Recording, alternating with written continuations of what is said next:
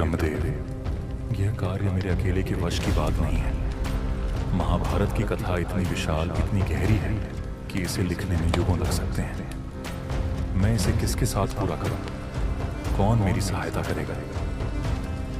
व्यास, यह केवल एक कथा नहीं, बल्कि युगों युगों तक मानवता के लिए एक मार्गदर्शक होगी। इस कार्य के लिए तुम्हें एक दिव्य सहायक की आवश्यकता है। लेकिन देवताओं में कौन इस कार्य में मेरा साथ देगा? कौन इतना समर्थ है कि मेरी गति को समझ सके और इस महाकाव्य को सजीव कर सके? व्यास, तुम्हें गणपति से सहायता लेनी चाहिए। वे न केवल ज्ञान और विवेक के प्रतीक हैं, बल्कि उनका धैर्य और बुद्धिमत्ता इस कार्य को पूर्ण करने में तुम्हारे लिए अमूल्य सिद्ध होगा। गणेश, क्या वे इस कार्य में मेरी सहायता करेंगे? क्या मैं उनके योग्य हूं? गणपति करुणा के सागर हैं।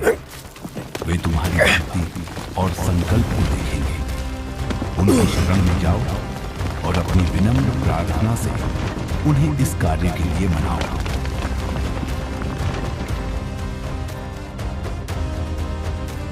यदि गणेश ही मेरी सहायता कर सकते हैं तो मैं उनके पास जाऊंगा,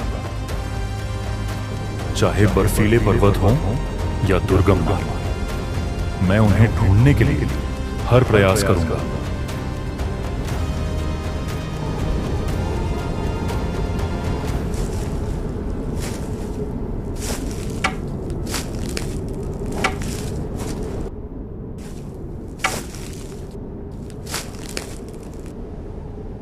आओ व्यास, मैं तुम्हारी प्रतीक्षा कर रहा था।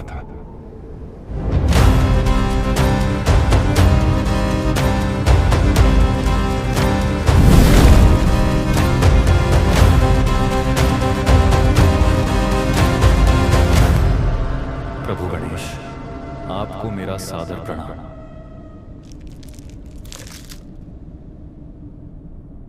मुझे महाभारत जैसे महान ग्रंथ को लिखने का कार्य सौंपा गया है, लेकिन यह अकेले मेरे बस का नहीं।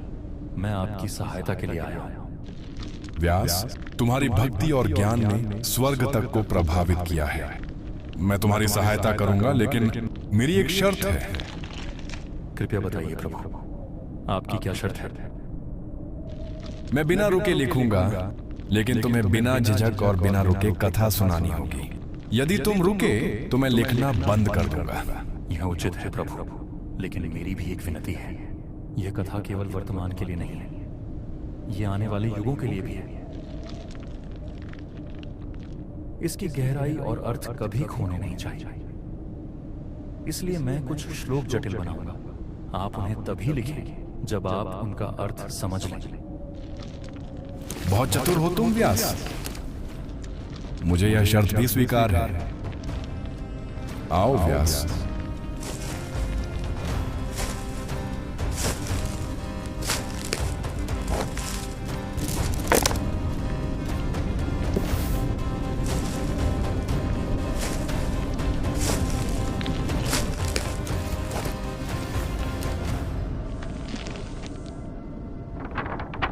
कथा आरंभ करो व्यास। नारायणं नमस्कृत्य नरं चैव नरोत्तमं देवीं सरस्वतीं चैव ततो जयम् उदीर्ये।